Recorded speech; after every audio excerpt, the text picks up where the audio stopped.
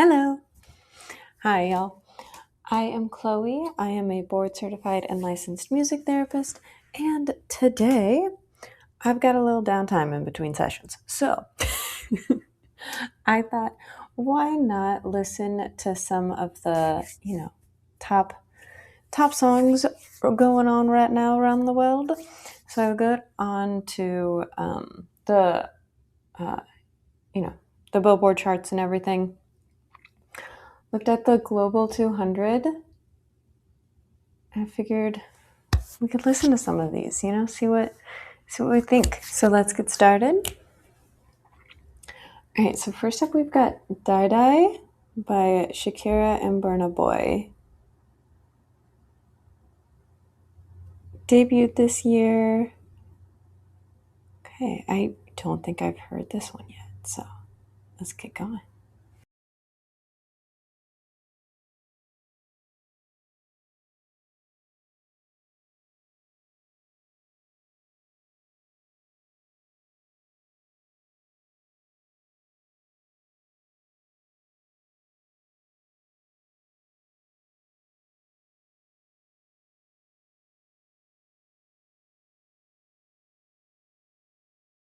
I really like the song. It's so positive, which is like so refreshing.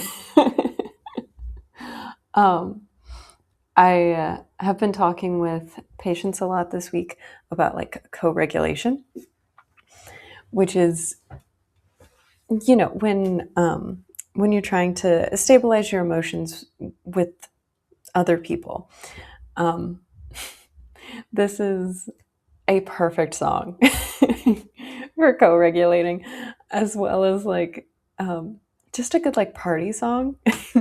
What I mean by it's a good song for co-regulating is like that I feel like this song would give a lot of people good vibes and have a lot of people feeling in a kind of like a stable, secure spot. It's the lyrics in it, you know, calling us a strong and everything like that. It makes it feel like we are good. Makes it feel like we're safe, we're secure, we can handle things, um, we're confident. You know, all of those wonderful, lovely things that sometimes are lacking in our brains.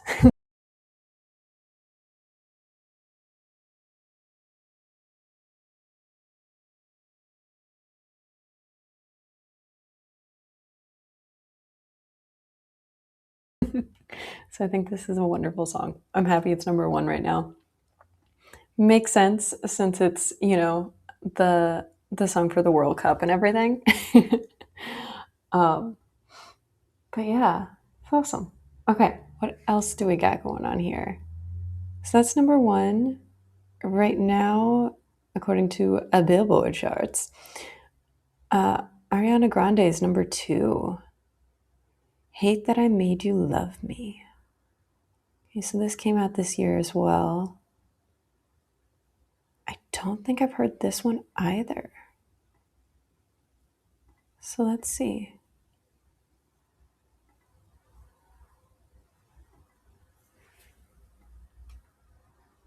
I have a feeling this one's gonna be a different vibe.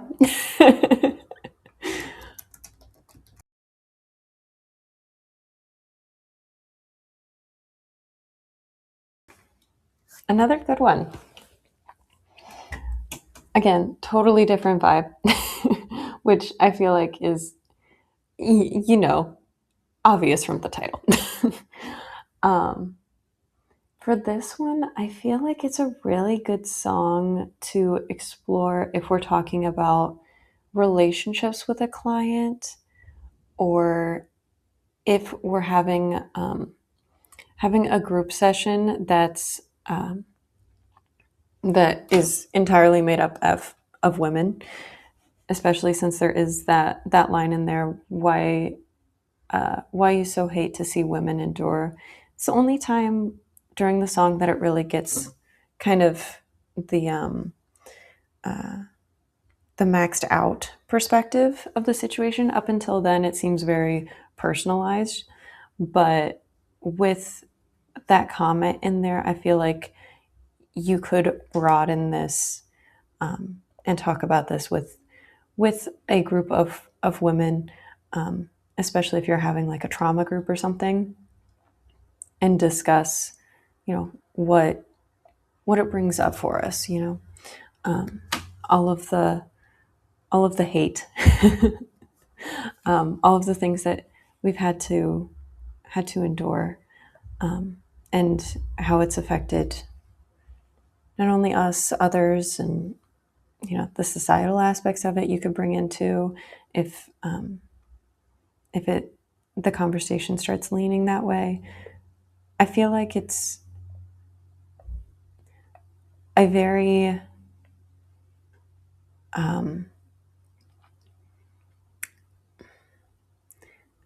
tentative line to bring in societal things into the therapy sessions. My typical rule is the client always is the person to bring it up. But if I am working with a client or a group that I have good rapport with, and I know that societal impacts are affecting them currently, or that it's something that has been brought up in the past, then I may prompt it into the conversation if I'm using a song like this. It's definitely a song that I would use for discussion or expression. Um, this is this is a good song for that. Yeah.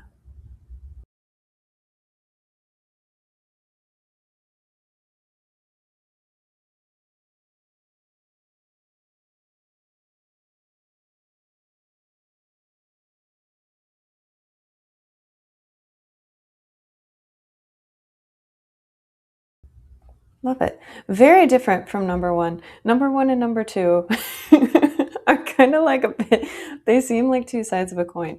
And I mean, I'm not the biggest fan of Ariana Grande, so I don't know all of her music. I do like some of her songs and stuff.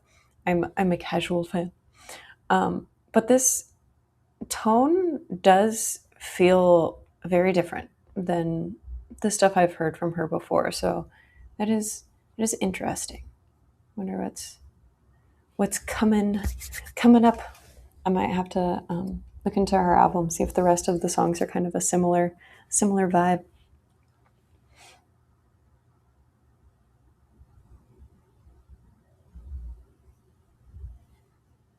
All right, so that's the first two. I am going to have to pause here. I shall return, probably tonight, and listen to at least, I don't know, at least a couple more, um, at least like, I don't know, three more. We can do the top five. Just see how we feel with all of that. But I do have to head out currently because I have another group starting. So in in like 10 minutes. So I gotta go do that real quick, and then I will be back. Movie magic. See you soon. Returned. Uh, Funny. We actually did end up doing Dai Dai in our bingo game. So got integrated into group. All right, y'all. So we just did number two. What is number three globally at the moment? It is Choosin, Texas. All right. Hello, Langley. Okay. I guess it was released last year. Let's see how it goes. I will speak the truth. If I am terrible, ironically, at song names and artist names. So a lot of times I have heard a song before. I just don't remember what it's called or nothing. I gotta hear it first. So I don't know if I've heard this one. If it came out last year, I feel like I should have.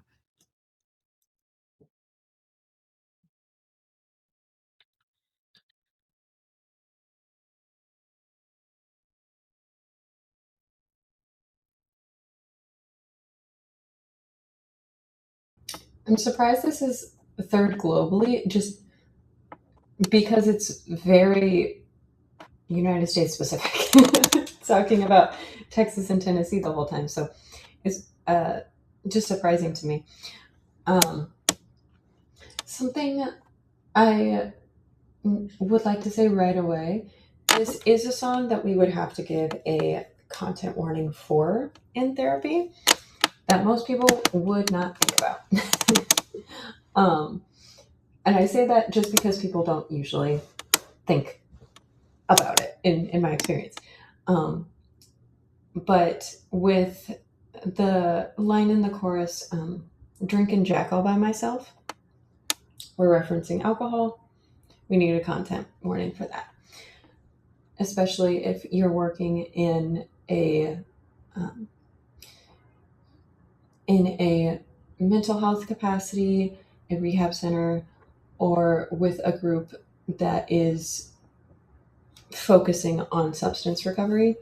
Then this may or may not be a song to use in therapy, depending on specific group dynamics and goals. But regardless, would always need a content warning. Um, Something I find a little surprising, just generally, is for country music, there is often more of a need for content warnings than people sometimes think that there is, mostly because of that. Substances are referenced in a lot of country songs. There's also um, sex being referenced in a lot of country songs, if not explicitly, then suggestively, which still, depending on circumstances, depending on dynamics and all of that, would need a warning for. And I'm talking about these in groups, right? So if we were using these in individual sessions, somebody comes and they bring these songs in, then they've obviously listened to them. So we go in with the flow there. We see what they how they want to use the song in a therapeutic way, what they want to show from it and express, and all of the good things. We dive deep into it. But for instance, like if this was a song that I was bringing to a group, I would change things. If I was bringing it in for like a songwriting activity, I would obviously take that one line out and replace it with something else, or have that be a fill-in line that other people could fill in.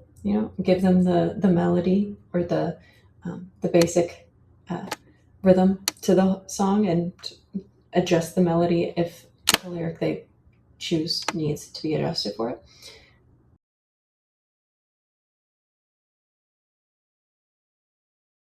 Somebody did bring this up for a group, we would obviously do the content warning bit that I mentioned, and or we would discuss why it is or is not appropriate for a group setting.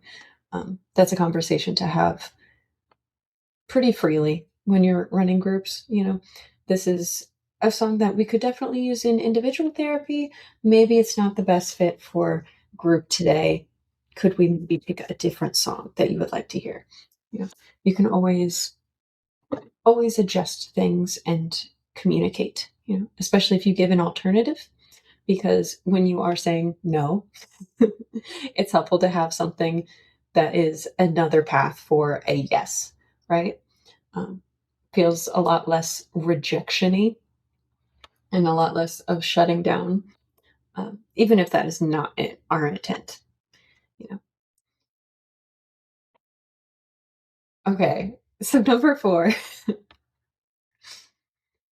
So number four, globally, currently, according to Billboard, is Wonderwall. uh, why? Not that I don't love Wonderwall, but that is wild. I wonder. I wonder. Just why so many people are listening to Wonderwall right now.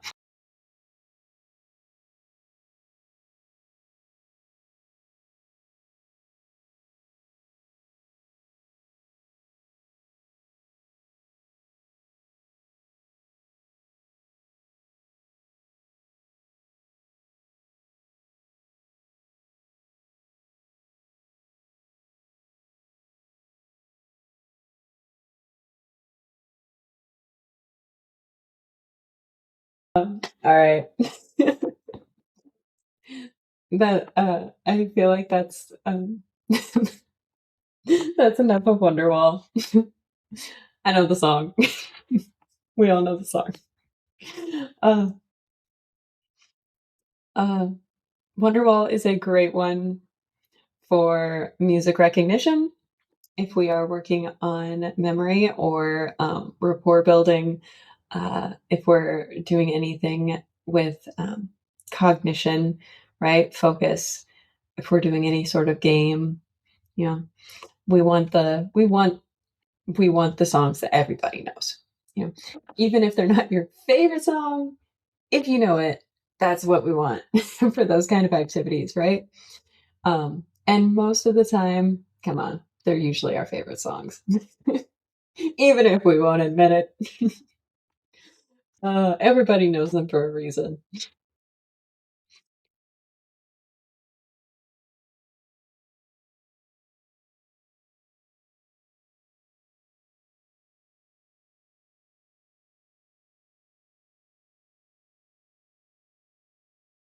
Uh, okay, thank you, Oasis. I love that you're sticking in there. uh, and then number 5 globally right now is Billie Jean, which is so interesting. What's up with these throwbacks? Everybody's listening to some new stuff. I do see like new stuff like down below that I'm gonna have to listen to. Um, maybe on another day. uh, but yeah, come on. Okay, let's listen at least to like the first minute of Billie Jean because of why not? Because why not? Good sir.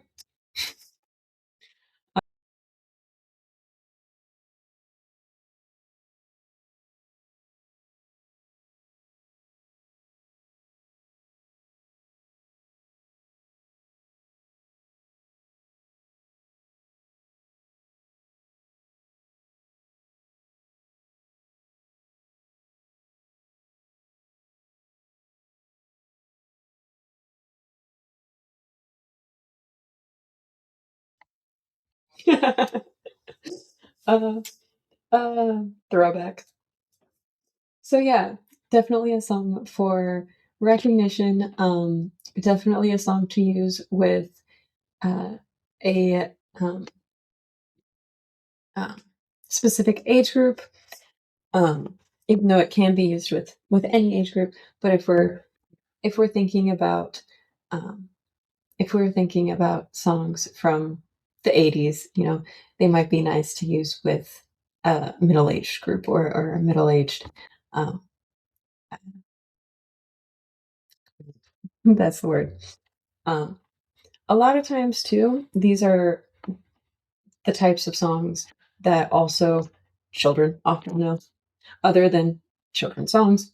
A lot of times they know the classics um, or songs from the era that their parents or grandparents lived in, because that's the music that they're hearing around like the house and family functions and stuff. So something to keep in mind for this song specifically and this artist specifically is there's a lot of controversy around Michael Jackson.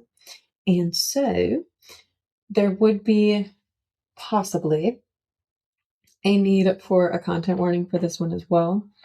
Um, Triggers can be anything. Anything in the world can be a trigger. Depending on your client or clients, there will be different content that you need to warn them about. If Michael Jackson or the controversy around Michael Jackson is a triggering subject, it needs to be addressed before you play the song, before you play the music. Otherwise, there's going to be a negative reaction or not the reaction that you're hoping for. If there isn't a negative reaction, sometimes there just isn't a reaction. Whereas if it was it was a different song, maybe you would have gotten a positive reaction, right? So we don't want to hurt anybody, and we don't want to waste anybody's time. So always being mindful of that when we are using music, because music is very activating, which is awesome. It means that it makes our brains, fire away. And it has so many opportunities in it because it is so activating for our bodies and our minds and, dare I say, our souls. But at the same time, because it activates us so much, that can hurt us if it activates us in a negative way, right? So we always want to be mindful of that. Music therapy is something that people don't always think about when they're not in the profession, but can do harm. Music therapy can harm. That's why we do have licenses and training and all of those fun things, because it can harm, and it can harm in several different ways. So it is something to always be mindful of. All right, y'all. Thank you for hanging out with me on my little, my little work break here. That last group was my last group of the night, so I'm going to go get dinner. Don't know what dinner will be because we're in the process of moving right now, so everything is everywhere. But I'm going to go eat because eating is important. And I will see y'all some other time. If there are any songs or media or anything that you would like a music therapist's opinion about, like me to react to, please list them down in the comments below. I love the ideas. I love y'all giving me ideas, so please do. And if you liked this video, let me know that too. Share your love. Give me a like. Subscribe if you want to stick around. All of those fun things. So I might see y'all again. Depends if you want to see me again. So I'll leave it in your court. Bye.